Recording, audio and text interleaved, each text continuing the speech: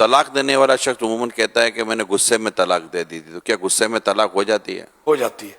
ایک ساتھ 3 طلاقیں دینے سے کیا ایک ہی طلاق کہلائے گی یا پھر 3 ہی؟ 3 کہلائے گی۔ پریگننٹ عورت جو ہوتی ہے کیا ان کو طلاق دینے سے طلاق ہو جاتی ہے؟ ہو جاتی ہے۔ 3 طلاق دی تو کیا اب 60 مسکینوں کو کھانا کھلانے سے طلاق کا مسئلہ حل ہو جائے گا؟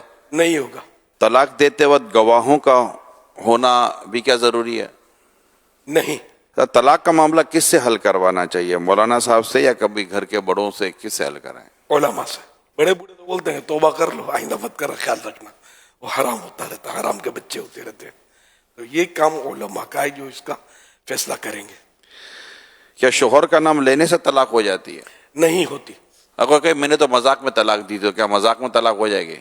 ہو جائے گی۔ حدیث پاک میں کہ اللہ کے پیارے نبی صلی اللہ علیہ وسلم نے فرمایا 3 چیزیں وہ ہیں جن کا ارادہ بھی ارادہ ہے اور مذاق بھی ارادہ، نکاح اور طلاق اور رجوع، یہ مذاق میں بھی ہو جاتے ہیں۔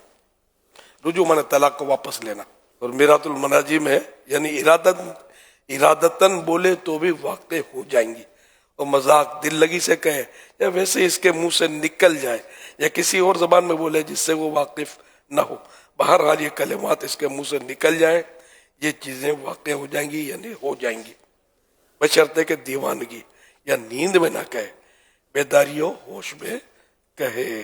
وہ تو یہ ارشاد فرمائے کہ کوئی شخص شادی کرنے جا رہا ہو تو کیا اس پر طلاق کے احکام سیکھنا یہ بھی فرض ہیں؟ جب طلاق کی ضرورت پیش آئے تو اس وقت اس کو معلوم ہونا چاہیے کہ طلاق کس طرح دی جاتی ہے، اس کے کیا ضروری مسائل ہیں اور کیا کنائے ہیں وغیرہ، یہ اس وقت اس پر فرض ہوگا۔